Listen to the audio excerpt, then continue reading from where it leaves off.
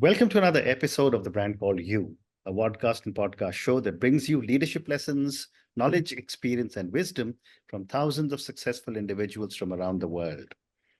I'm your host, Ashutosh Garg, and today I am delighted to welcome a very senior, respected, and accomplished professional from Bogota, Colombia, Esther Montoya Martinez van Egerschot.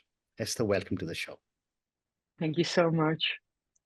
Esther is an associate partner, digital governance with the Vinali Group.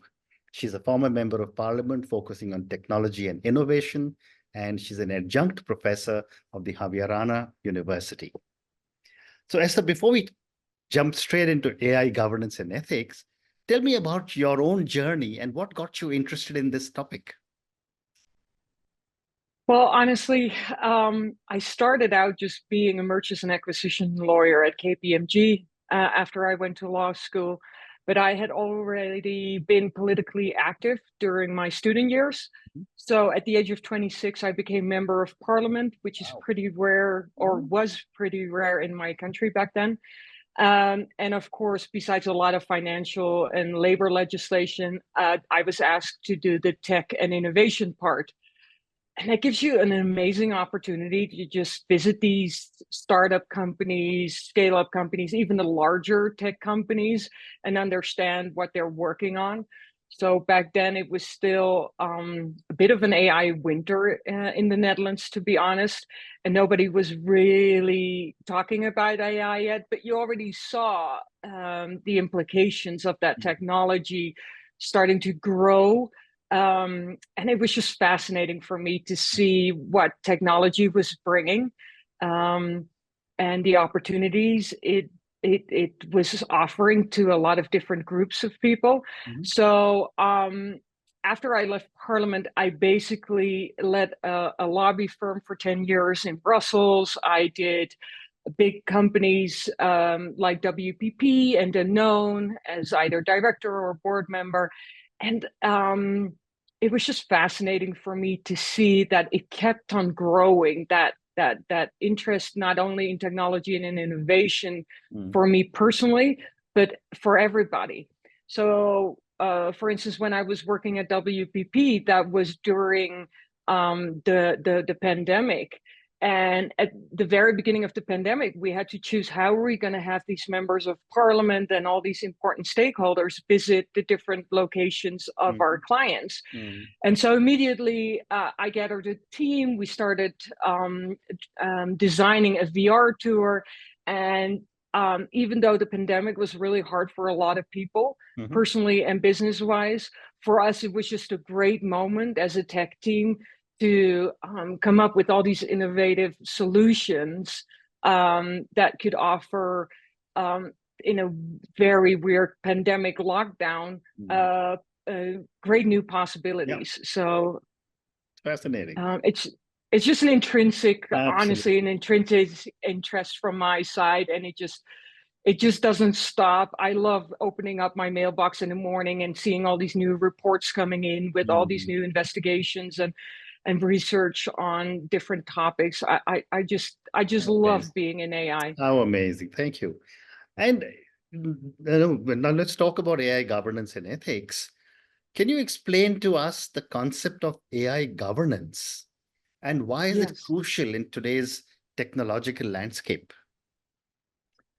Well, AI governance sounds very, very heavy, but it's actually just a set of either regulation or frameworks or guidelines, or even just a simple policy within an organization to really set the rules for anyone operating in that organization or country, for that matter, to safeguard what I call the triangle of trustworthy, responsible, and ethical AI.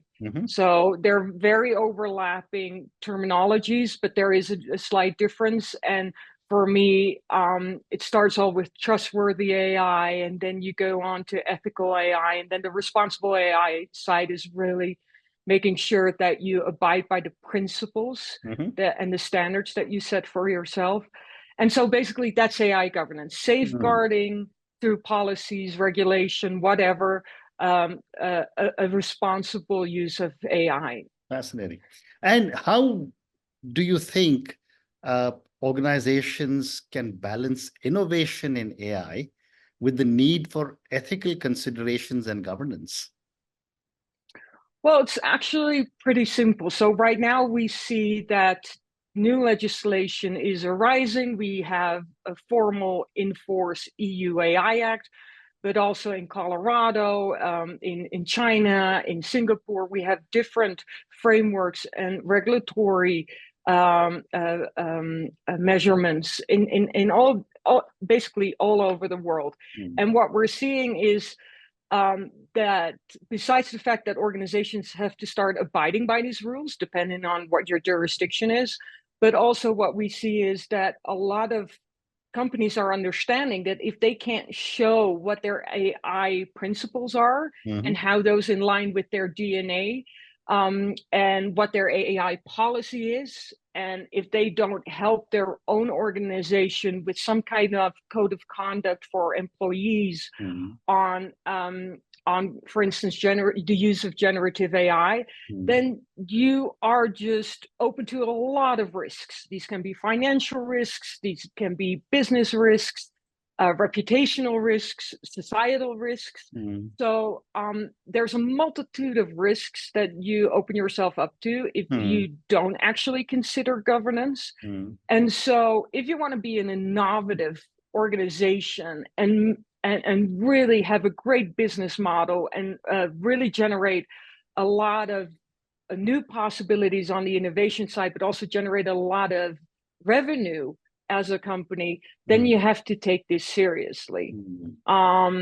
This week there was published, for instance, a research by Forbes 500 companies that say that they just saw the AI risk factor explode to over a percentage of 437%.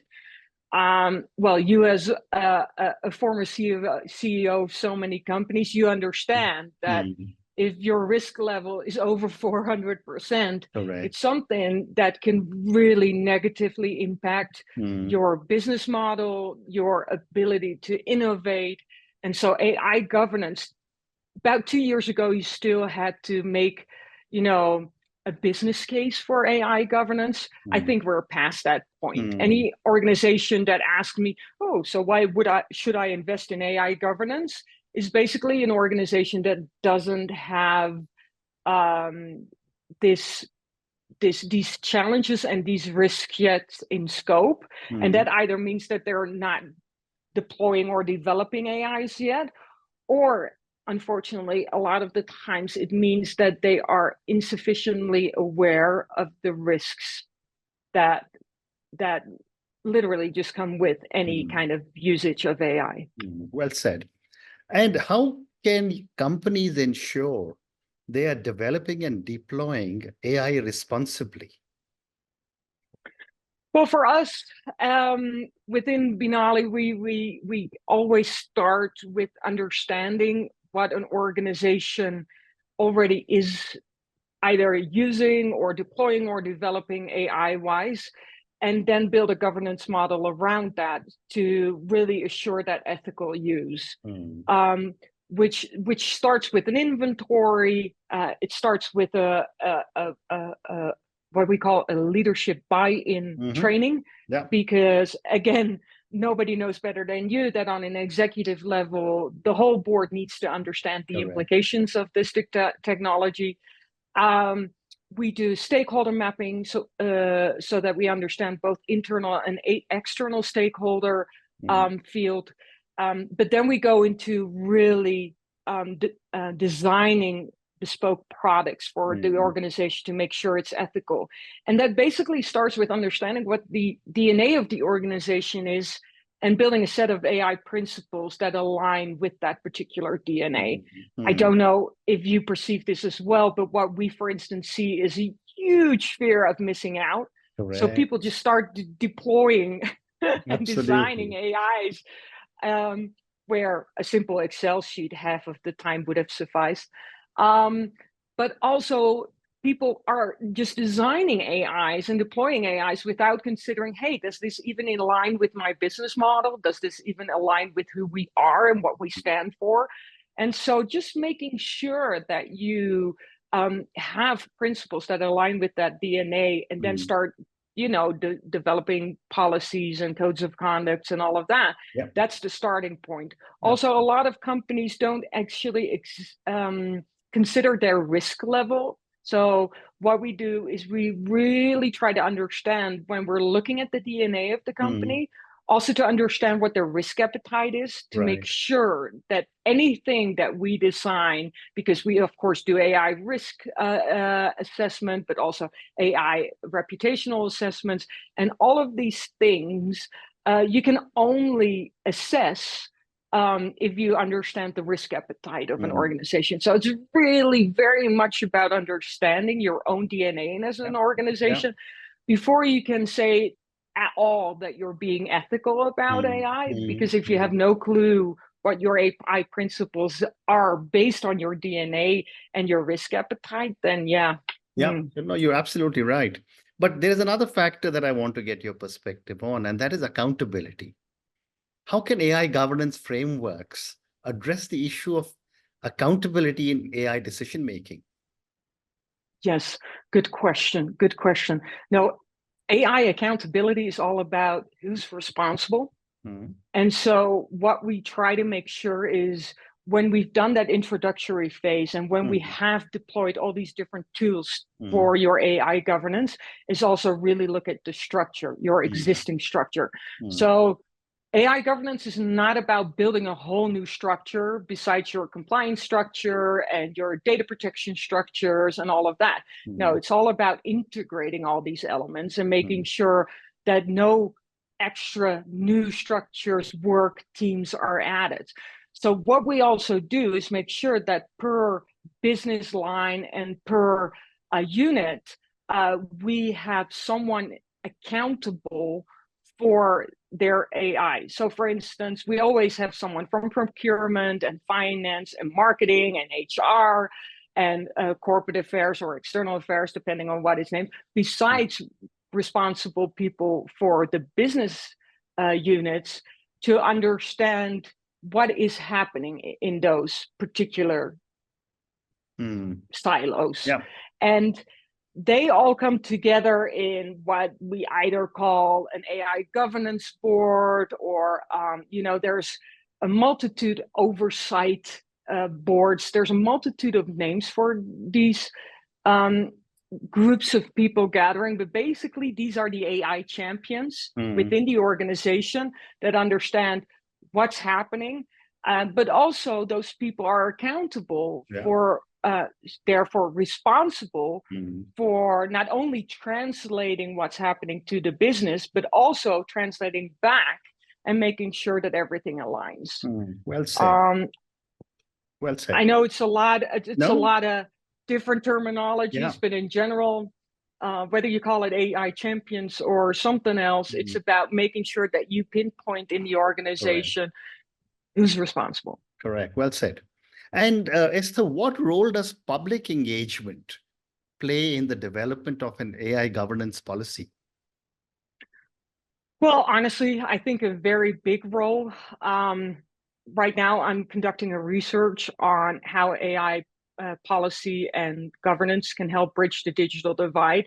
And for instance, regarding that particular topic, whether it's the digital divide between global north and global south, or where it's the digital divide on a national level, where you see that both women and other underrepresented groups seem to be lagging behind in the access to this technology and the understanding of this technology, you really see that I'm helping push for a more public voice on this, because otherwise you can't really seem to be able to address these issues.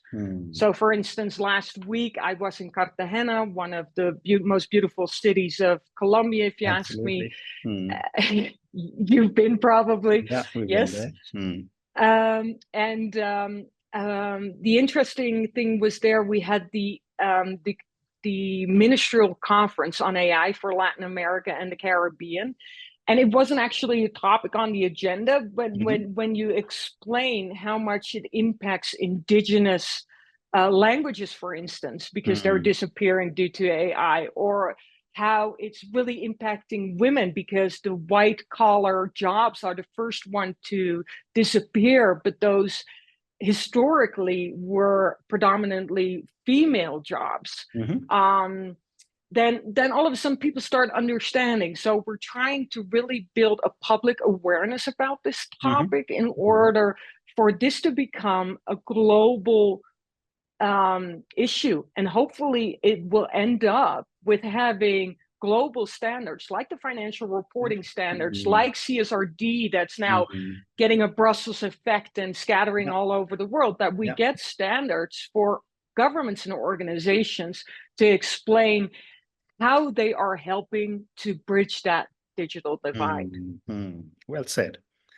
My next question, Esther, is what role do international regulations play in AI governance? And how can these be harmonized across different countries? Well, there's a lot of efforts to do so already, to come to what people keep calling a global AI Act. I'm not so optimistic about that whole project because I think it does not at all consider that we all have different cultural backgrounds in every region and in every nation.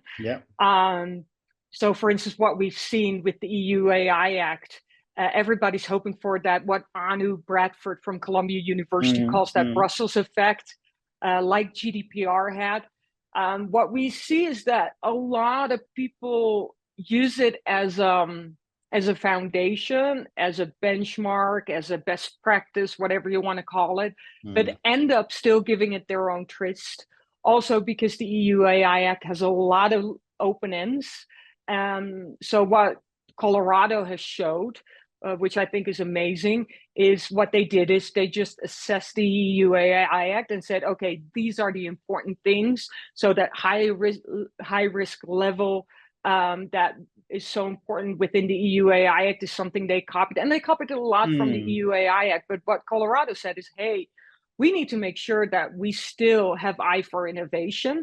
And so they made sure that their Colorado AI Act was not a copy-paste of the EU AI Act, but really considered the importance of innovation for that state. And we see the same happening in California right now with their process. So it's, it's very interesting to see that everybody keeps saying, oh yeah, but AI does not have borders. And on the other hand, and therefore, focusing on a global AI Act. And on the other hand, you know, more and more states within the US, but also countries around the world are proving that it's possible to align where it's needed, but to keep being able to really give room to your own culture, your own background, and your own needs as a state or a nation. Well said. And how do you think AI can be used to enhance human rights protection rather than infringe upon them? Such a good question. It's one of maybe it is the biggest challenge of AI that we're facing. I know we're facing challenges when it comes to privacy and transparency, the topic of the digital divide we already discussed, but in general, the most pressing challenge will be to safeguard our human rights. And different multilaterals have already, thankfully, big projects on this. And there's for instance, the Fundamental Rights Impact Assessment, the FRIA of the EU AI Act, and my own country has an equivalent of that, which also is an algorithmic impact assessment when it comes to fundamental rights. it is going to be the biggest challenge. And if we don't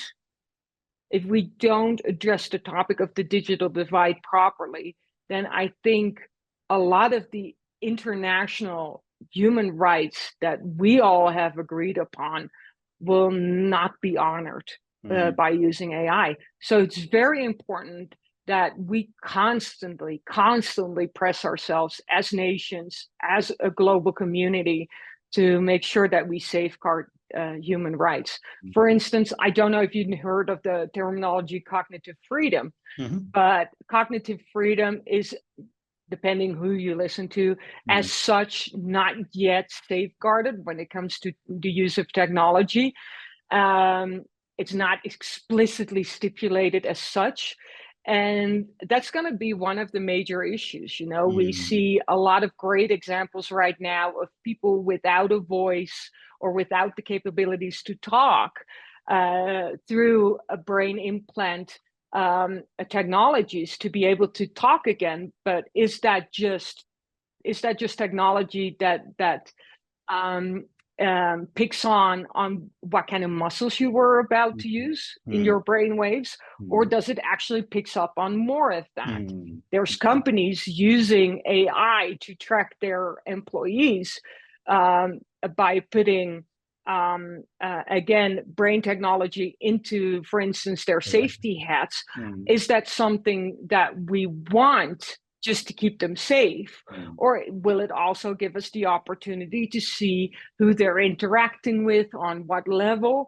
It goes up to the point that you know, you could actually tell if they're starting a union against the company policy, for instance. So there's great information about that, and there's a lot of amazing books. I think I have one behind me right now. It's the Battle for Your Brain by Nida Farahani.